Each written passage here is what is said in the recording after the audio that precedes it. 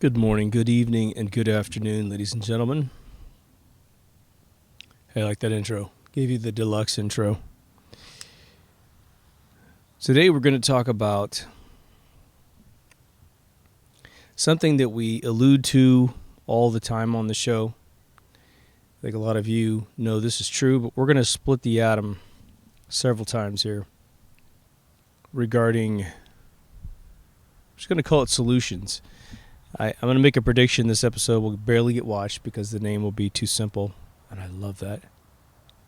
It's sort of one of these things that once you get the show, and you know that every episode has a twist and some value to it, it wouldn't matter if, if season 6 of Twilight Zone was ever made and you were a fan of 1 through 5 and Rod Serling called the episodes one word, you'd watch it because you knew something was coming.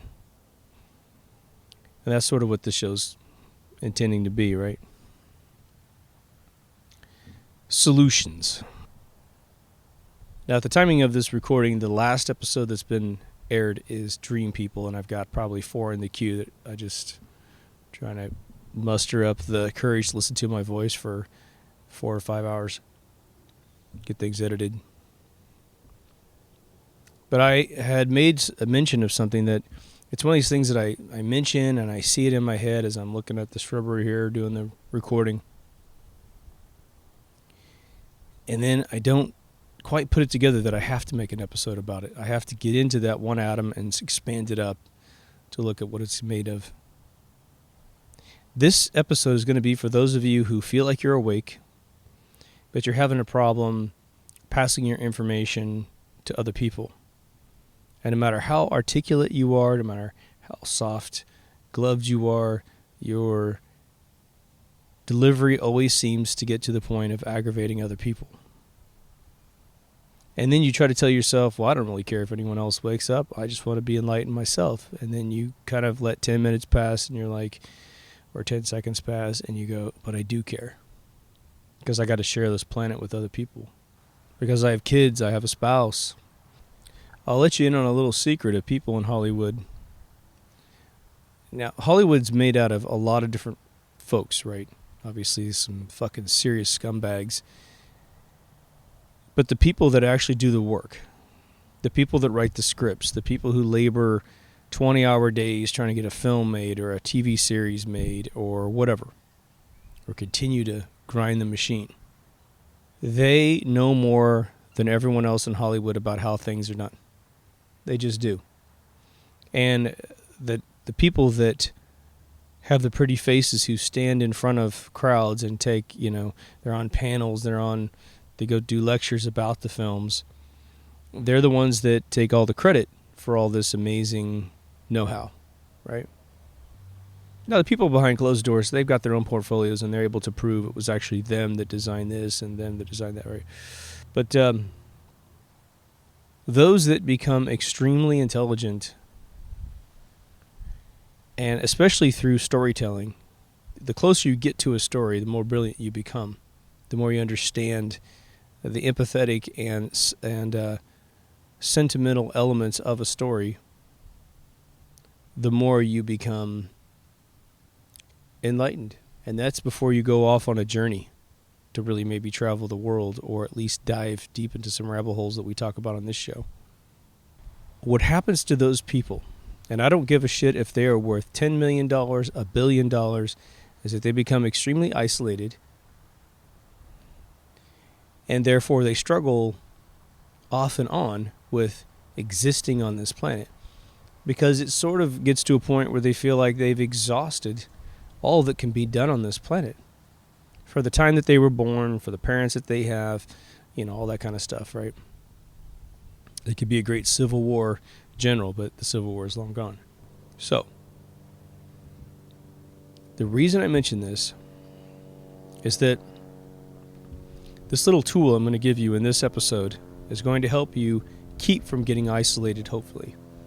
It's also going to help on a more grand scale us to spread our word and understand why people can't take it in and how people got all messed up in the first place. The show's called Solutions. I was going on and on the other day in one of my episodes about the Big Bang, which is where I really figured out this solutions thing, but I didn't expand on it, and I didn't realize it was an entire methodology for denial. I guess not enough. I do know, but I don't apply it to sociology, more of a psychological issue. The Big Bang is a great place to start with solutions. It's not the very beginning of the psychosis of the issue. And the beginning is something about we want to know where we are as human beings. That's if you're isolated in a desert, you wake up with amnesia, you have no idea who gave birth to you, that there's even birth, and you want to know where the hell you are. That's your daily churn, right? Okay. Advance all the way up out of that womb into this society, and it becomes tribalism, class. You have class structures that are determined by how much money and resources you have available. And then there's class structure based on how much intelligence that you have. My buddy Robert Llewellyn in the UK, he told me once, he goes, when I was a kid, if you were a professor at Oxford or Cambridge, you were at the tippy top of the food pile of the class structure in England. And he goes, since television has so overwhelmed the British citizens, you could be a television star now, and you have more accolades than someone who's been at Cambridge for 40 years, literally increasing our perception of reality, right? I thought that was interesting. In today's society, we have a need to be smart, I guess, because that tends to give people that aren't as smart as you, at least in a particular area, some mystery and magic. Isn't it? Like if a magician came in, especially when you were a kid and you believed magic was real, and they take a coin out of your ear, steal your nose, all these kind of things, man, you're just jaw on the ground. It's awesome, right? Even dogs and cats can get into this. As you grow older, that magic deteriorates. Santa Claus isn't real. And shit, man, getting blown away is a matter of maybe going to a movie, maybe going to an amusement park. But once you've done all that lowbrow stuff, you need a Tesla in your life. Like Mark Twain used to go to Tesla's laboratories in New York and have his mind blown. This is a man who's traveled the world, extremely intellectual, very famous in his own time. And he would go into Tesla's laboratory and have his mind blown. So any academic token of knowledge that you might have, whether it be speculative or true, can get closer to the magic element of class structure, where someone is willing to put you up on a pedestal within their tribe simply because you are blowing their fucking mind. Let's think about it. A surgeon who goes in and opens your body up and does some serious reconstructive surgery or fixes you or what have you, and then you're better and you live another 20 years when you were supposed to die. That's magic, man. And that's why a doctor goes up in the tribe, because they're just, God damn it, they're just brilliant. When really it comes down to just a bunch of rules about how the body works, and you have to have enough confidence to cut flesh. You have to have a stomach that won't get involved with what you're seeing, right? So solutions. Solutions in this episode is about an inert force that is trying to push back. It's like there's a thing in physics when they say when you push on a wall, the reason why the wall doesn't cave in is because the wall is pushing back at the same energy levels that you're pushing in. And as a student of physics, you're like, what? That makes my wall sound like it's alive. Nah, it's just, it has the ability to do that. It's structurally sound. All right. So, solution-based rejection of new ideas is very similar to that, which is, I've got a solution for what you're saying. I could have read it. I could have made it up on my own. I could have seen it on TV. Or someone could have told me. There's a million ways you can get solutions. And this is good for me right now. And I don't want to open that Pandora's box up and have to deal with a different solution that, because I've put a lot of other solutions on top of the shoulders of this first one that I've got, the whole thing will crumble like a house of cards. And so they push back. They push back on any new information that you have. Now, we know that a tremendous amount of this solution-based information, which is also confused with truth, it's acquired from sources that are unreliable, the sources that are absolutely validated as lying organizations, lying individuals, right?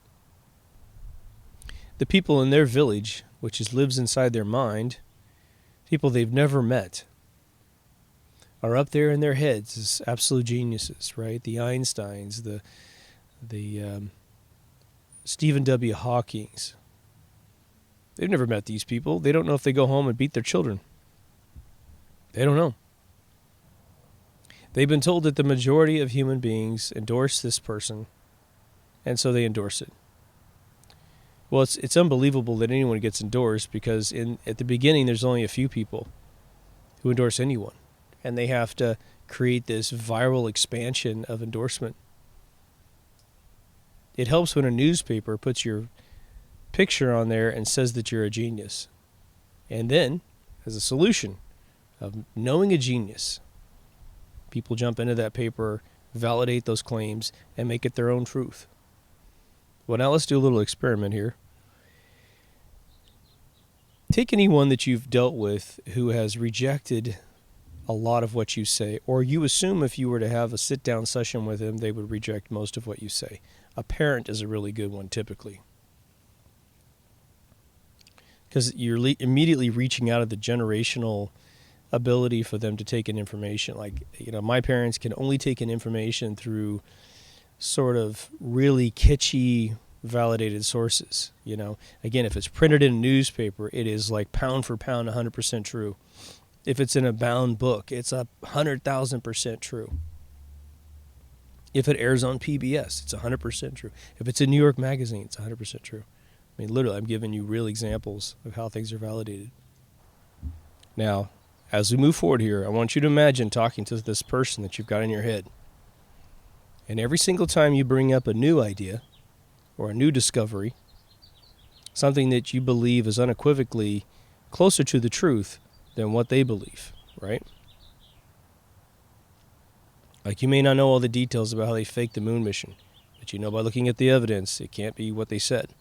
You look at 9/11, you say, well, I don't know who exactly did it and exactly why, but everything they claimed here, here, and here is fake, so they can't have their truth. Their truth is absolutely not the truth. And that's what you know inside your brain. You start talking. You start mentioning your new ideas. If you were to be able to look inside their brain, open up the machine, the circuitry, and the programming, if they ever reject you, inside their brain, the mechanism is actually working incorrectly.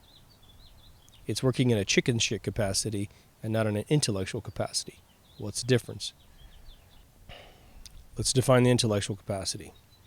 The intellectual methodology of listening to what you are saying should be they can clear the slate in their brain, take in the information one by one, and as long as you do a good job building your case, just like you were in a court of law, at the end they will then judge with their intelligence, their mechanical mathematical intelligence, their sort of wisdom as an exercise of having tested what they were taught as knowledge.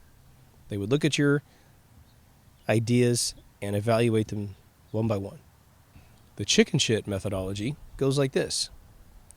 What are we talking about here? Oh, 9/11. They go back in their brain. They look at all the Fox and CNN and ABC and CBS News bullshit in their brain. All of the pundits over the next 2, 3, 4 months, the ever fake Wolf Blitzer, yelling at them through their television, trying to MK Ultra their brain. They say, no, I've already got solutions for everything that you're mentioning, so I don't need to listen to you. Now, the interesting thing is, at no point in the second scenario did they ever think. The chicken shit scenario is that they went back and just cockblocked you, right? They simply had a solution already in the socket of which you're trying to elaborate on. And that's what this episode's about. And it has to be dissected to a point where we understand what's going on in their brains. Now, there are going to be moments where this happens all the time. Well, I shouldn't say happen all the time, but it's going to happen from time to time, and it will actually be a valid experience. If somebody came up to me and said, hey, in the 70s, remember the 70s? And I go, yeah. He said, do you know that there really weren't any bell-bottoms in the 70s? They're making a factual claim about what existed in that decade. And I would look back at my mind and go, oh, yes, there were. I own some. Bell-bottoms were definitely there. And they could argue all they want. I have memories of my parents wearing them, myself wearing them, my friends wearing them. That's me blocking them by merely looking up a fact and confirming it in my head. From that example that is very easy to do, and you start moving up.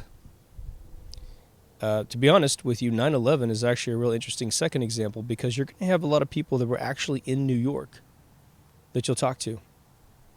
I've talked to probably 2 people who said they were there and they were very close to downtown when it happened. I mean, they were downtown, but they weren't standing underneath the towers. But what was funny was that a couple of them said, well, I had two examples. One person said they saw the planes, and then I said, you really saw the planes? You were outside and you saw the planes?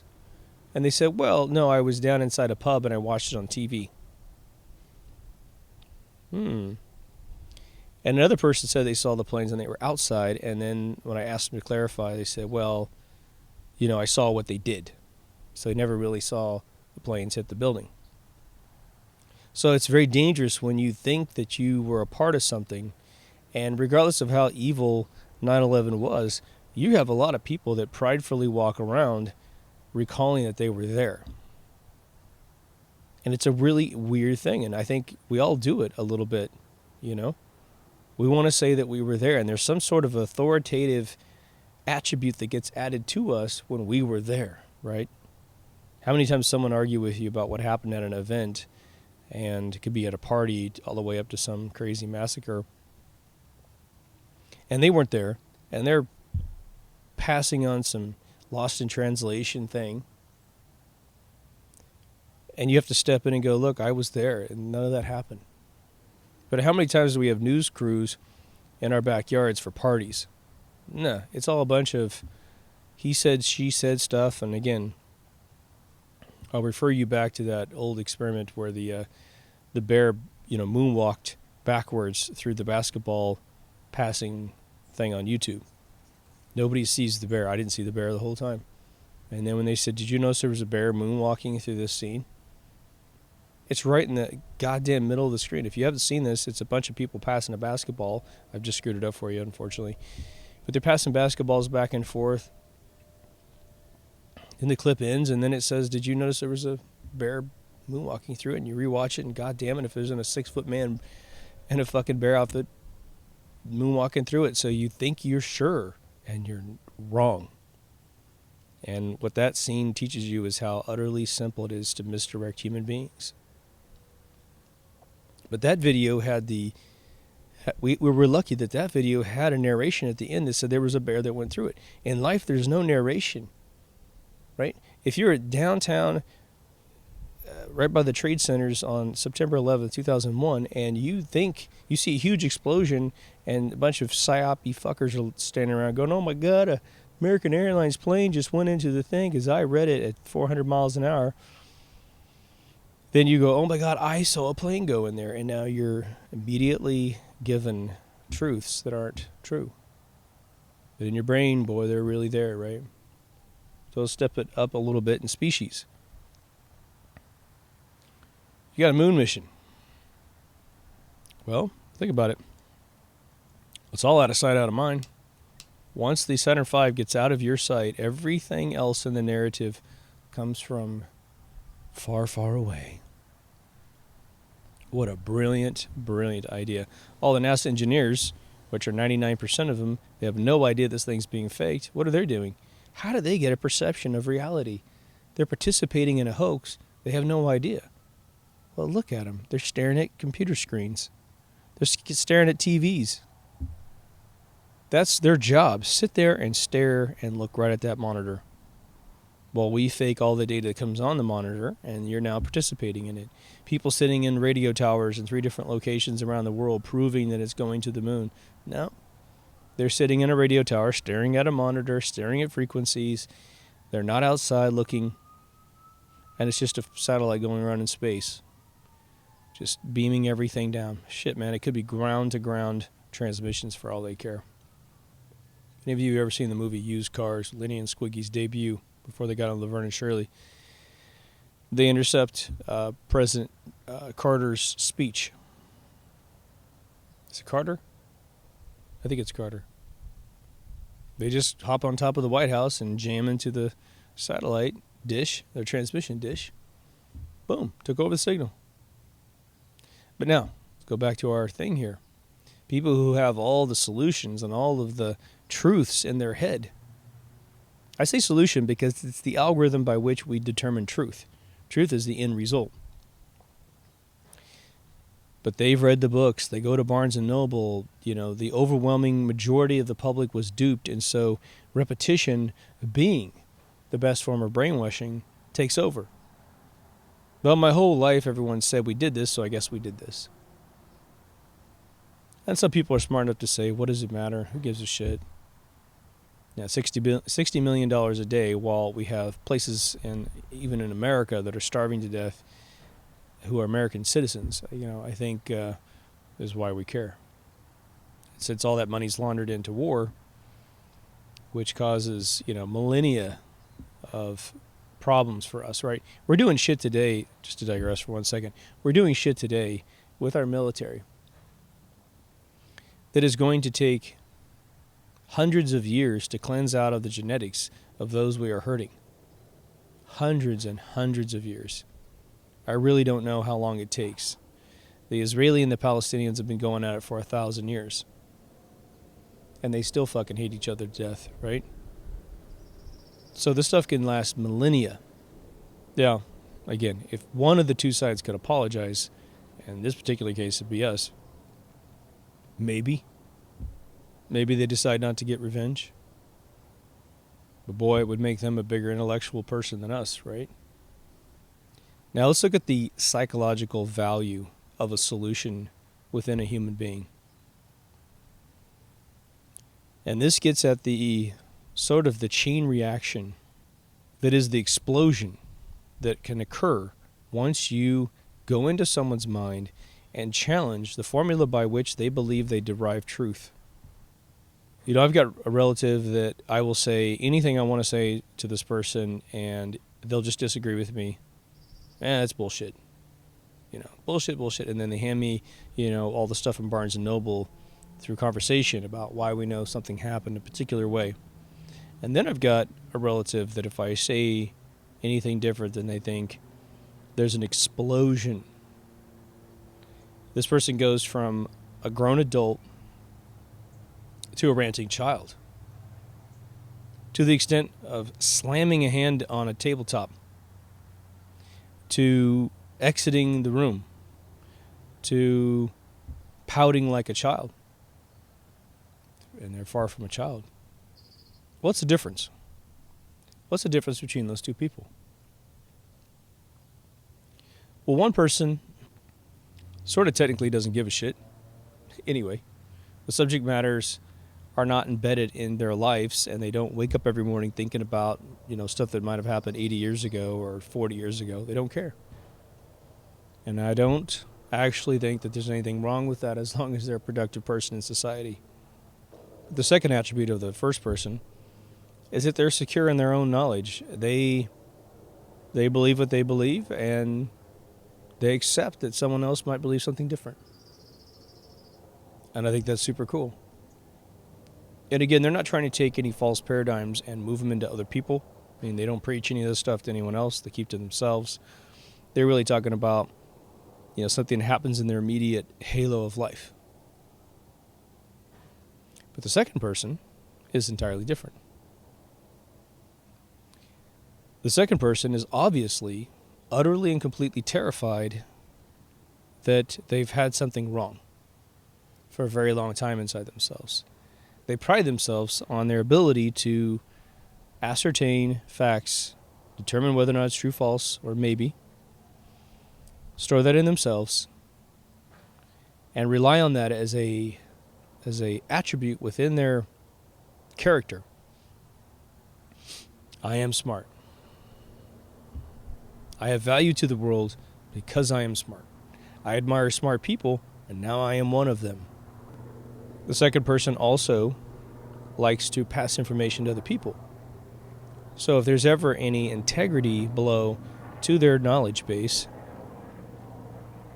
then there's a big problem for them. The first person's very non-conservative. And I don't mean in a political way by any stretch of the means. It's just that they have never really had the perception of being smart, even though they really are, but they don't make it a mechanism to define themselves. They don't wake up, take a deep breath, and then say to the world, I'm going to show the world how smart I am today. I've never done that. But they get excited about explaining things that they know, things that are factual, things like mechanical devices and that kind of thing.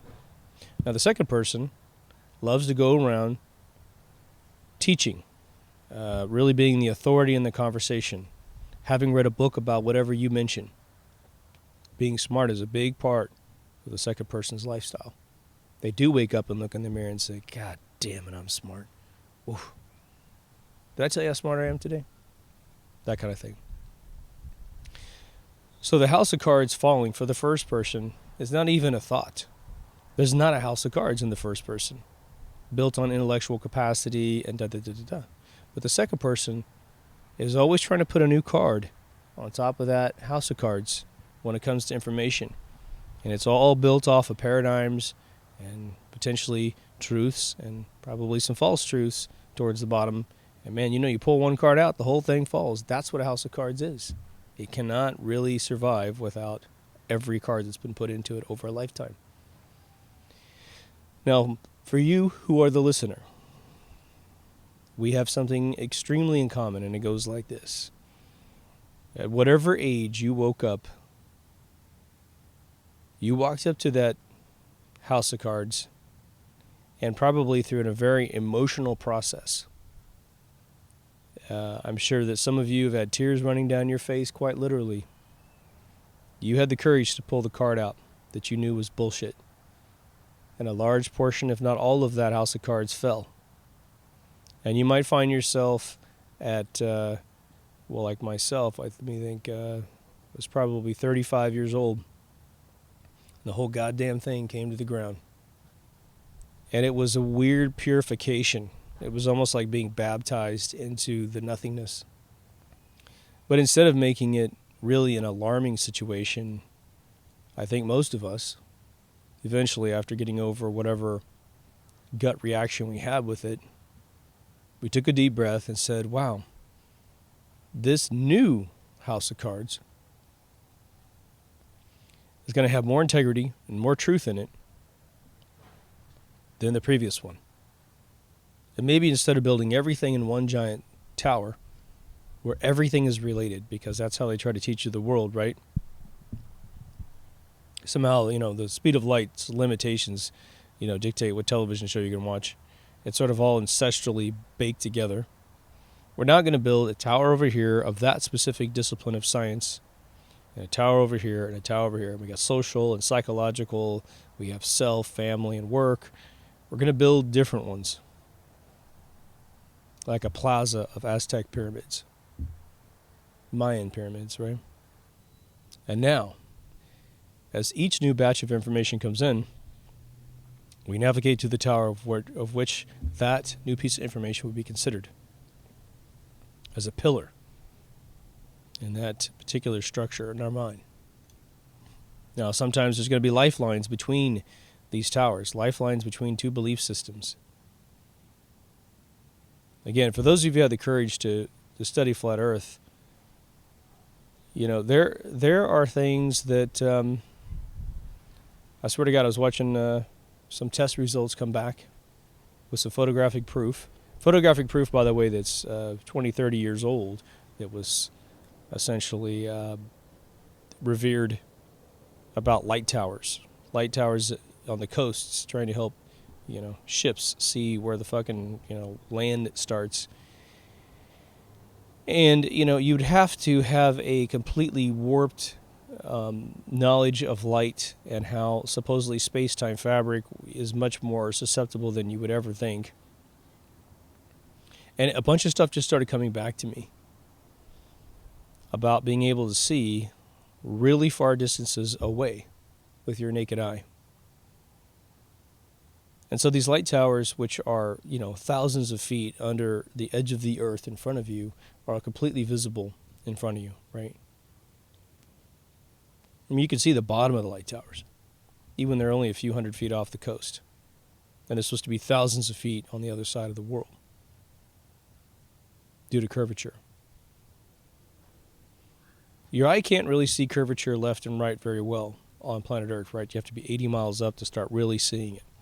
But nothing changes the fact that the shit in front of you will be down and around the corner. In Kansas, where I came from, which is the east side of Kansas, it starts getting hilly towards Missouri. Missouri's really hilly. They've got all kinds of caves and wild shit in there, right? But my physics teacher always said, and what's funny is, he's a heliocentric astronomer, but he said, he was always pissed off that people were saying, and I can remember the day he fucking said this, I can see exactly where he is in the classroom, and he said, they tell you that you can only see a few miles, in any direction. Now, granted, we're elevated up a little bit, right? But nothing's going to change the fact that 100 miles away, and there's a couple places when you travel between my town, which is 100 miles away from Wichita, by God, you can see 60 to 80 miles easy on a clear day. And there's no fucking way that you can see that part of the earth far away. You just can't if it's all curved, like they say. So the idea is, usually a solution is thought of as a binary result in your brain. It's either true or it's false, right? I always talk about the maybe. Okay. We don't really like maybes because it's a point of uncertainty. And if you pride yourself on your intelligence, then it impedes your ability to validate yourself for your intelligence. Why is that a problem? Well, it's a problem because that tells you how safe you are in the world. It sort of gives you this false sense of security that your future is going to be better. That, despite random shit happening to you. As long as random shit doesn't happen to you in a bad way, you'll survive. For any of you who've ever probably taken in a boarding like a roommate. You meet the people, you interview them, and, you're trying to figure out whether or not they're good because you're going to have your possessions in the house at the same time. Are they going to pay rent on time? Are they going to bring a bunch of bad people over? You're trying to evaluate that stuff. Same thing with the stuff in our brains, right? What I find very fascinating about those that are absolutely certain the world is flat, which means a disc, for those of you who just found the show. There's this amazing hubris of certainty that it is flat. And they'll just simply say it in the comment sections. The world is flat, and that is that. And, there's a part of me that admires greatly that someone could feel so secure in such a thing when, again, through observation, like I just said, I've been able to see easily 80 miles away from my hometown. Easily. Right? And elevating up does not give me a camera shot around the other side of the world. It doesn't. But if you believe it's flat and you're certain, then you have a certain opinion and reaction physically to those that have adopted the solution of heliocentric ball. And it's usually of disgust. It's usually of pity. Maybe some of you mourn the fact that they still believe it's round.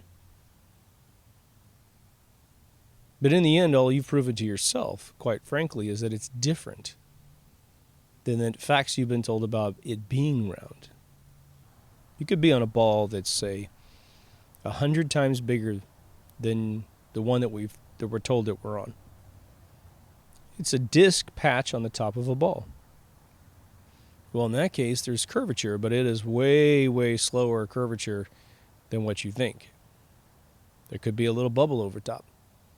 It could be that we're literally a bead of water on the top of a hood of a car in some other bigger universe. And for whatever reason, the soot that we live on has expanded and, created ocean caverns in between. Why is there water above? Well, because we're part of a car wash that's being held by some cheerleaders at a gas station. But we live so quickly in that bubble that we have the arrogance that this is the entire universe. The stars, that's soap residue. Where's the light come from? It's shining through these little tiny irises up there, or whatever opaque surface is there has problems. What's the Milky Way? It's a big line of suds. What are the planets? They're just some dirt. And at this microscopic level, that's what they look like. They look round. What's gravity? It's ethereal winds still. What's the sun and the moon? The moon's a big whatever. The sun, I don't know. Maybe it's some weird piece of energy that is, somehow channeling the energy from outside the bubble. This is obviously a ridiculous idea, but I'm just giving you an example of how every solution can be picked apart. What we don't want to do, I think, is become solution people ourselves to the point it becomes some binary trait of our open-mindedness. Well, I'm open-minded. I know it's flat. Binary, yes. There is no maybe that it could be any other shape besides flat. All we've done is we've said that heliocentric has some problems. If any of you've ever taken a series of courses, or if you've ever learned a trade or something, let's put it this way. Let's say you try to learn an instrument. When you start out, you know nothing. But you have a vision in your mind because you've seen someone play the instrument extremely well. You want to get to that final destination, but you don't acknowledge the fact that Prince would practice for 17 hours a day for decades and decades and decades. And any time that someone said, that playing the guitar was easy, it always frustrated him because he said, look, man, you don't understand. When you don't see me, I'm practicing. I'm writing. But what if you were to wake up one day and you'd say, well, I got pretty good. I can write a song. People seem to like it. I can sing. I can play someone else's song. I am good enough. This is as far as I've got the energy and the ambition to take this experience. I don't want to be a prince. I mean, I do, but I don't have the gumption to be a prince. And so I'm going to chill out right where I am. I've done that very thing in so many of my talents, and I regret it every single time. I was really young and I was painting like a college student. And so I was so far ahead of all my peers that no one walked up to me and said, kid, you're really special at this. You need to keep going and going and going. I got to about 16 years old. I was painting anything I wanted, selling them, whatever. And then I jumped back in my early 20s, started taking some formal art classes in college. Still, I was way ahead of all the other kids. And I just thought, this is boring. I want a challenge. Instead of someone saying, stop doing that stupid shit you're doing and do something really intense and really powerful. Let me show you Picasso. Let me show you Rembrandt. Let me show you Michelangelo. These are the guys that had skills that you had as a kid, but they took it to the next level and they divorced themselves from all the past teachings, and they were like Bruce Lee. They invented their own martial arts. That's what someone should have told me. I'm not saying the universe owes me anything, but that would have taken me potentially to the next level. But I had a solution. A false ceiling, if you will. And it's because the paradigm of which I lived didn't have frontiers that were visible to me, even though I was staring right at them. Now I'm going to compare the Flat Earth movement to JFK's assassination, just so you can understand why it's important Then even if you think you have the new solution, you got to be careful.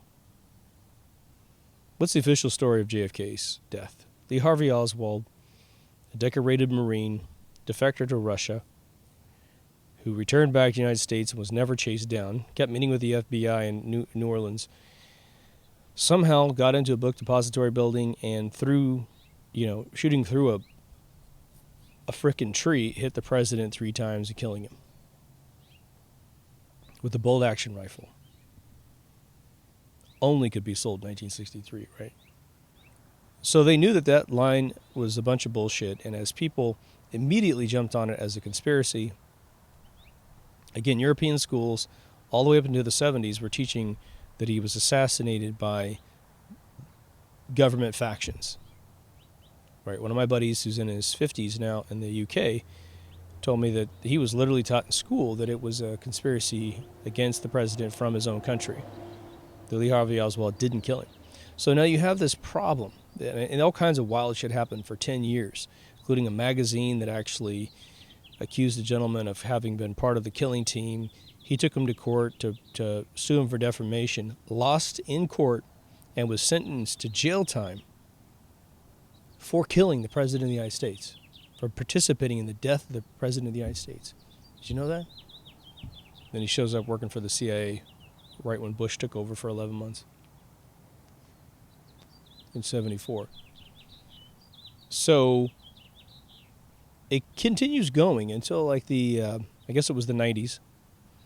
And Oliver Stone, the shill of all shills, makes a movie called JFK with Kevin Costner. Great movie. I mean, in terms of it being a compelling sort of novel on film, it's 3 hours long. And when I first watched it, I thought it felt like an hour and a half because it was so absolutely riveting. Okay. That was a gigantic misdirection movie, like most of the stuff that guy does. Directors want to make movies, just so you know, and getting money and getting approval past the age of 40, you have to be a superstar. A Spielberg, a Cameron, a Lucas, a Scorsese.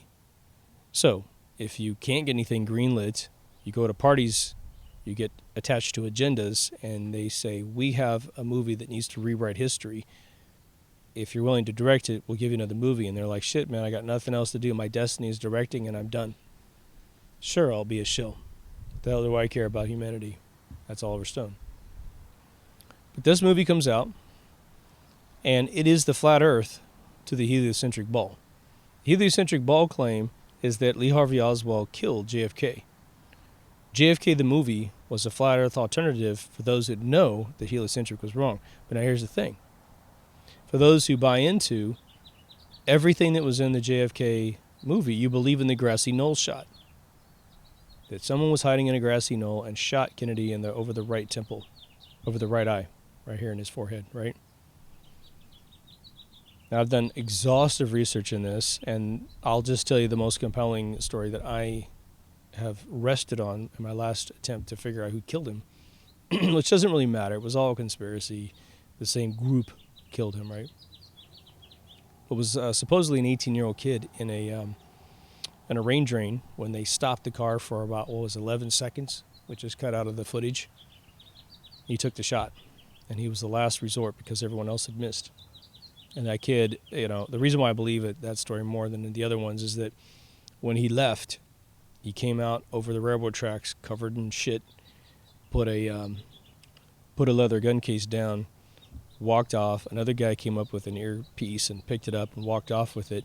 The kid then goes to work at a gas station, goes to the restroom, and starts cleaning himself off, I guess, in the bathroom, but he never came out. And so his buddies called him into the cops, and they came and picked him up, and no one ever saw him again.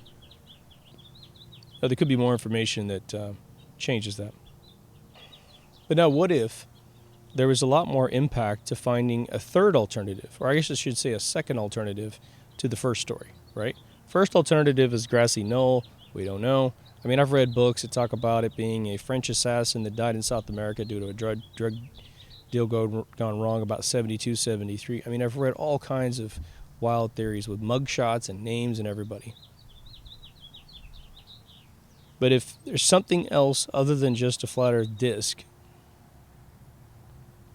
then you'll be missing it if you put your foot down so hard for, again, your alternative solution. You're frustrated that other people won't listen to you because they've got it all figured out. Like I said in that other episode, they have a nutshell. Do you want to be another nutshell? Think about the old woman that believed that the world was on the back of a turtle. And when asked, what is a turtle standing on? She said, it's turtles all the way down. But a bunch of guys came around and said it was a ball, that the stars go around us, that the sun goes around us. Then the sun gets put in the center and we're going around it. One nutshell after another nutshell. And let's think about the psychological emotions and chemical structures in the brain when a solution is presented that actually works, right? Like I told you, a few episodes back, there was a Japanese show where they had this little mechanism where there was a ball and some hoops, and you're supposed to move the ball to the other side of the device, and there's a bunch of steel hoops that cause a problem with a rope going through it, and a magician walked up and solved it. And everyone has that amazing feeling of, oh, God. You know, when you want to mention a name and you can't remember it, or you're watching TV and there's an actor that's been in a movie, and you're like, oh, my God, that's that guy from it's going to kill me. That sucks, right? Not having the solution when you can feel it drives you crazy. So that's the biological allure of finding a solution. Now, let's do another little analogy for your brain. A little clarification about solutions. If I walked you up to the Grand Canyon, for those of you who've been there, you'll really get this. But for those of you who haven't been here and been to the Grand Canyon, just think about a cliff. So there's been a cliff in your life that you've been next to, and you stand next to it, and it's a pretty acute, cutoff. It goes up to a cliff and it goes straight down, and you feel pretty good, as long as you can kind of look at the rock and make sure you're not standing on a big dirt clod. You're willing to go up there and look off the edge if you got that kind of constitution. But now, what if the ledge wasn't acute? It was sort of a slopey, super smooth rock, almost like glass.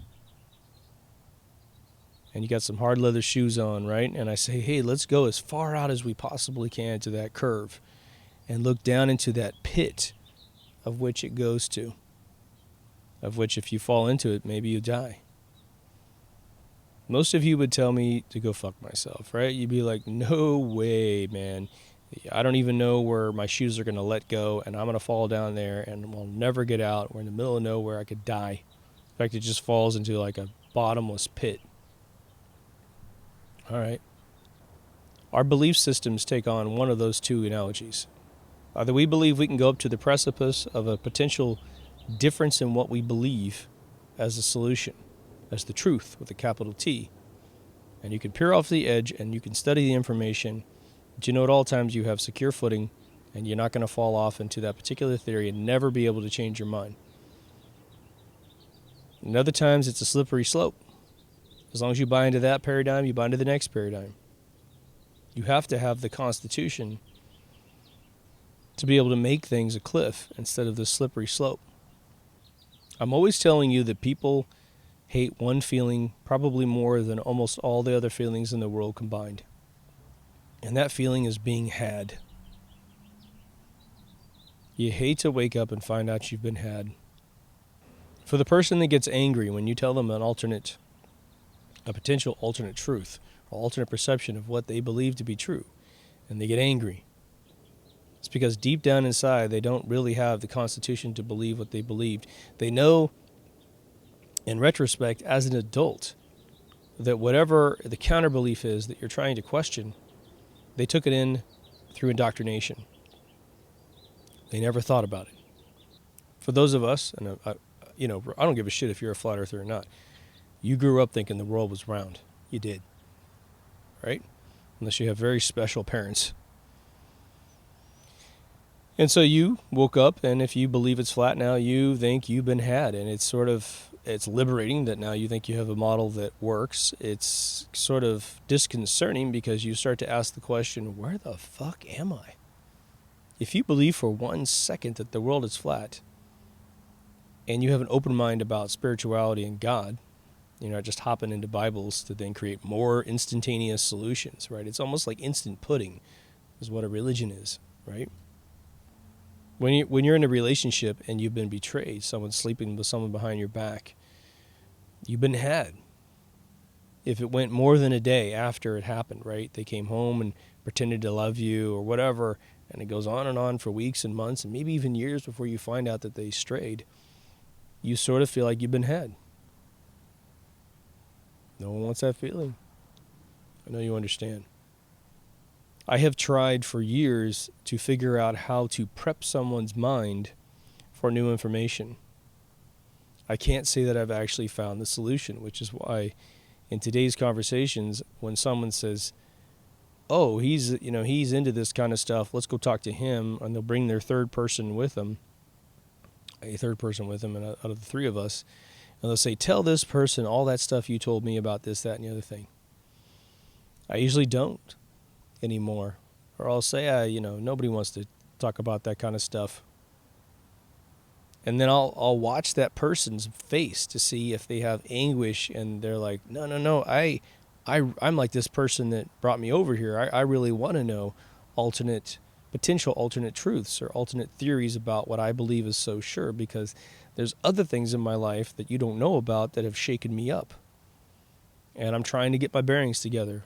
I mean, they're really in the inceptual stages of waking up. And instead of chaotically running around YouTube or the internet, they really want a human being that's done 10 plus years of experience, or has 10 plus years of experience investigating this stuff and siphoning through what maybe a shill or whatever. And once they find that you have an open mind, and that you say, well, there's this group of people that believe the world's flat and here's why, blah, blah, blah, blah, blah, and they really have some really strong visual evidence here, and here, and unless the universe works completely different than physics says, they've got a point. But over here on the round side, there's a couple things on the round side that still hold true, it seems. But unless that very special circumstance occurs in my life, I don't get into it. And in the moment that I know that all of you have experienced is when you have a very close friend that you have a familiarity with, a comfort with, they have the same with you. And perhaps you haven't talked to them in a couple of years, or you realize that however frequent you do talk to them, you don't actually mention any of this stuff. But there just comes a point where you go, I really wish this person, who I really like, they're always funny, they're seemingly really intelligent, I want to share this stuff with them, and maybe they've got some of the solutions either way. Maybe they know something I don't know, or their brain works differently than mine, which is always the case, and they're going to say something profoundly simple that will straighten it out for me. And then you start talking, and you start realizing this one similarity that you don't have with them is an open mind. I was watching Deep Space Nine the other day. Season 2, I think, somewhere in there, or the tail end of season 1, I can't remember. One of the episodes had one of the visitors say, a closed mind is a dead mind. Something like that. I think there's profound truth to that. But I want to close this thing off with talking about probably the number one thing that solutions actually provide to us. And it's sort of a very fundamental, important thing that happens to us when it comes to solutions. If for any of you that have ever felt disoriented, there's all kinds of definitions of being disoriented, right? There are, when I was a kid, I would wake up in the Midwest and I would say, I love this town, I love this area, I really kind of believe in being part of the soil of the earth, and that your family turned the soil for 100, 200 years. And you just sort of have this genetic connection to where you are. I really feel that. I still love my hometown. And what's weird is I've got very close friends of mine that grew up there as well. And when I mention my hometown, they really go into sort of a hatred spiral. And they were the lucky ones that got to grow up there their whole life and make really close friends, and they never had any disorientation problems. But for whatever reason, they blame the town for whatever went wrong in their life. as if the town participated in their demise as opposed to them participating in the creation of the town. It's really odd. But I would wake up in the middle of this town and I would feel disoriented. And the feeling I got was, for whatever reason, I'm supposed to leave this town and go do something else, something bigger than this. And it's hard to describe because I would have this emotion at like 13 years old, very strong. And I had this weird sort of, like I'm not from here sort of feeling. It was odd. You know, if reincarnation has anything to do with it, it could have been that my soul, its last journey was out here doing something in California, and it just sort of beckoned to go back to where it was. Now, I think my lucky stars, I grew up in a small town for at least 12 years of my life. But let's take it up further than my little experience, because that's a personal experience. And it's sort of a tiny adjustment to where I was. But there are folks that feel disoriented. You know, if you've ever been knocked out, you'll wake up, you know, wondering where the hell you are. You might even wonder what your name is, right? And getting oriented is the way that you stop the fear in your chest. You reduce your blood rate.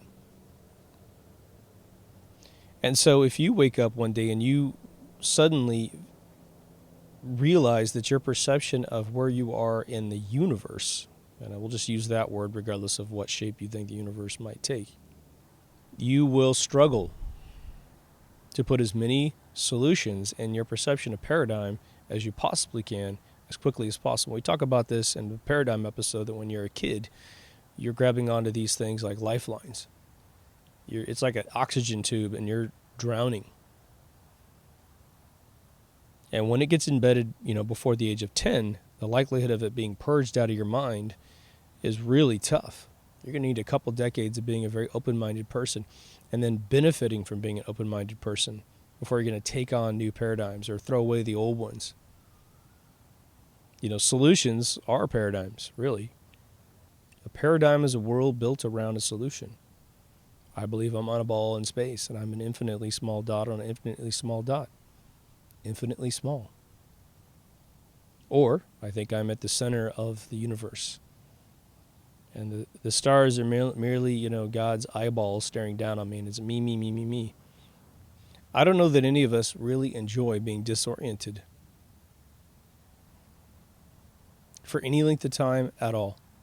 I will tell you that, you know, I was watching, again, to go back to the flat earth thing. I was watching some videos with, you know, some scientific experiments coming back. And it started, you know, to shake my mind up again. You know, that if nothing else, the heliocentric ball thing is not working out. The Mercator map that's on every single globe is horseshit. You know, cartographers agree that virtually every dimension of every continent is 5 to 10% distorted at the best possible day. But they've all certified the Peter projection map, which is a completely different shaped world. I mean, not necessarily on the ball, but the continents themselves are drastically different than Google Maps. And what happens to me, and I hope it happens to you, is that it's almost as if, you know, when you're in a amusement park ride, I'll say like Indiana Jones ride in Disneyland. It's you're in a Jeep and you're with a lot of other people, and it's the track is tossing you around and make you feel like you're in, you know, uneven soil down below. And there's that point where you're kind of thrown left and right in some frequency, boom, boom, boom, boom, boom. And it's fearful. It makes you, you know, excited and have fear in your system because there's that implication that you could fall out of the Jeep, even though you're strapped in, and you're letting the suspension of disbelief that you're really there get a hold of you if you really want to experience the ride. You know, if you're riding Space Mountain, it's a roller coaster inside a building in the dark. And it looks like you're going to get decapitated at the second that you think for a second that there's girders in there that hold up the structure. So no matter what your perception of that roller coaster is, you think, oh my God, am I on the one ride or the one moment where this car is going to leave the tracks and I'm going to lose my head and I'll just be an article in a newspaper that no one gives a shit about, right? But between any paradigm of belief, say heliocentric and flat earth, there's a moment when you start taking in the information And you get knocked left and right between the two theories. And you're like, well, again, I don't completely believe this one over here, and I don't completely believe this one over here. No one has really sufficiently provided evidence to lock down either one. The question mark is starting to get much more profound. And then at one point, you just say to yourself, where the fuck am I? And it's exciting, and it's interesting, and it's uncertain, and it's unknown. The only solution I have is that I have consciousness. That's the only thing I know. The same thing happens when you get into your dreams and you start to wonder, where do I go when I'm in my dreams? Who are these people? Why can't I use my hands? In closing, I just want to say this. We have to develop methodologies that have never been developed in terms of, to my knowledge, and I'm sure I'm wrong about that, but at least in the world I've traversed and the people that I've talked to, we don't have, I think, a methodology to live in the unknown. And I mean, I've got a whole episode on the unknown, and I've talked to a lot of my friends that talk about this and say, look, we've got to have a technique where we can live in the unknown a little bit more than we do today, because it's this, again, this solution technique and this paradigm adoption that really misleads us and closes our minds. Now, for those of you who've ever read the Hitchhiker's Guide to the Galaxy, I think it's the end of the second book, they bump into the guy that runs the universe. And he is the most existential dude you'll ever hear written on paper. And Douglas Adams did an amazing job writing this guy. And every single thing that this guy said lacked any paradigm and any solution. And he mentioned, there's a beautiful thing where he says, well, the Lord knows, da da da da da. And he goes, oh, you said the Lord, so that means you believe in a God. And he said, no, my cat, I call him Lord. And he goes, you have a cat? And he's like, well, I think it's a cat. I call his name and he comes over and I feed him and I think he eats. I think that's what's happening. Obviously, we want to be useful to society. We want to be useful to our own lives.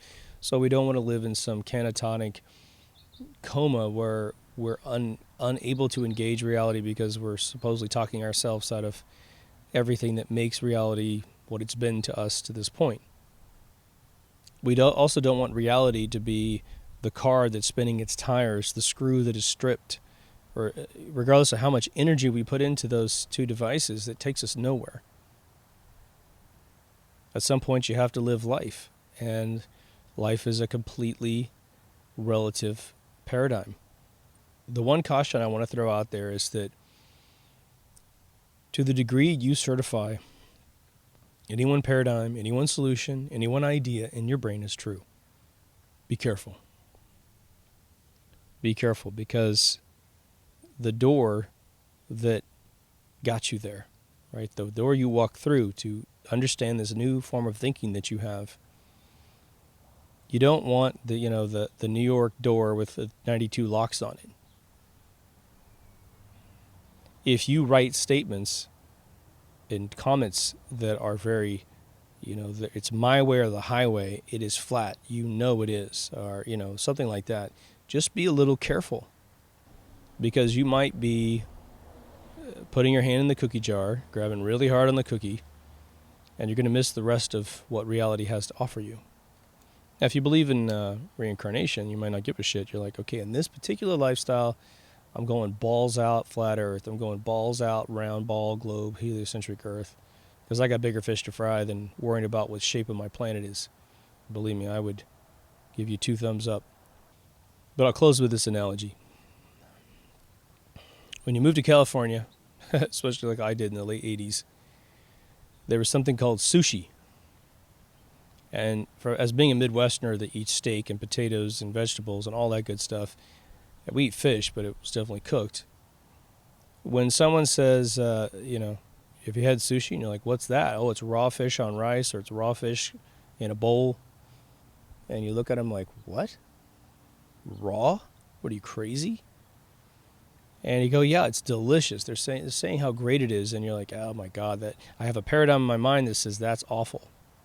It seems unsafe to eat a raw piece of fish, which is obviously the safest way to eat it, if Fukushima hadn't happened.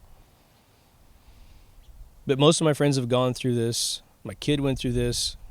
They We all did it. I mean, like, I pouted through my first couple of years of eating this stuff because my friends always wanted to go. It was super expensive, and I was like, Jesus. And you put that in your mouth, and you feel that bizarre texture for the very first time, which when you get older, it's like, heaven. But I know that my friends that have continued pursuing it, they realize it's one of the most delicious foods they've ever had in their life, and it's very expensive, and it's hard to find a good sushi place, right? If it's an all-you-can-eat, you ain't eating sushi, trust me. But it's one of those things where I realized in my own life I was pouting away from something that was enlightening and amazing. And if I had kept a closed mind, my total carnivore meat-eating mind, I would have missed something really beautiful, really amazing. The amount of care that goes into fixing real sushi, it's an art. You're eating art. And there's obviously food of all kinds that match that same profile. But it's a whole wing of food. Let's not do that with all the other paradigms of thought. For those that are so goddamn sure it's a ball, open your mind for 1 second. Go look at the experiments that are made with photography. Forget about all the other smoking guns you think you have from NASA, from all these, well, if it's a conspiracy, some guy posted some bullshit into the comment section, which I actually got rid of because he's running around cutting and pasting this shit. Anytime a comment has a bunch of character breaks in it, you got it from some other place, but he wasn't addressing the videos. He was just kind of trolling his cowardice mind around in the form of cutting and pasting someone else's diatribe, right? But divorce yourself from 1 second from being so sure and go look at the flat earth people. In fact, don't look at the people, excuse me. That gets personal. Look at the photographic evidence of objects that are really far away that should be way beyond the curve of the earth. Go take a look. For those of you who are flat earthers, go watch the Army Corps of Engineers documentaries about conquering Antarctica, about all the ships that went around the entire island down there, or the continent down there, setting up supply lines. It's pretty hard to deny that they did it. You hear that James Cook is the only guy that went around it. Well, that's actually way not true. You have thousands of soldiers that are on these boats over the course of 20, 30, 40 years, bringing supplies to the center of that continent from all sides of the the continent, right? And they kept going around the continent trying to find the best inlets where there weren't mountainscapes that were going to block them from bringing in fuel and food and all kinds of stuff. Both sides have pretty compelling arguments either way. And you don't have to get into fake space agencies to go either way. I think you feel me. Solutions. Be careful. Be careful with certainty. Now, if you're like the first person in my family I talked about, where you're really just concerned about the halo of your world, you probably didn't make it to the end of this episode. But if that's where you rest, then that's fine. You're sort of keeping an open mind, but your priorities are with what you can see in your world, the people that you interact with, your career, your family, yourself. You don't have a big concern about where you are in the universe, and that's okay. I don't think it was designed so that you would have a gigantic concern about where you are. I think it is very impressive that mankind has seemingly hive-minded up this more existential consciousness that we're all going after. It's very impressive. I've never seen this in my entire life. It's always been a collection of philosophers. It's always been a collection of cosmologists that went off and studied this exclusively and well within the bounds of an academic institution. Like my buddy who runs Jet Skeptic said, he goes, look, you can ask a person why they think the world is round, they'll come up with 2 or 3 different facts, not much. And you ask a person why they think it's flat, and they'll talk your ear off for a day. I think that's one of the most brilliant observations that I have not seen or heard from any other source. And he believes the world is round. And he has a lot of, he's done just tremendous, he's done hours and hours and hours, hundreds of hours worth of interviews with people and, sessions to figure out why people still believe it's flat. That's fine. He is championing it from one particular angle. Take inventory of why you think the world is the way it is. Keep an open mind. Be careful being so certain about anything. Be certain in your own mind, but be careful writing it down, immortalizing yourself, because the other emotion that people don't want to have is being embarrassed. And so sometimes people jump into paradigms of belief, and when you start to ask them questions and it starts to crumble before their very eyes, they blame you. You're the asshole making them question their beliefs. I think that's it. DeepThoughtsRadio.com for all the feeds. It's on podcast as well. For those of you coming through video, for those of you who are coming through podcasts, there is a video on YouTube. It's Deep Thoughts Radio channel. Take care of yourself and someone else, and I'll see you in the next Deep Thoughts. Over now.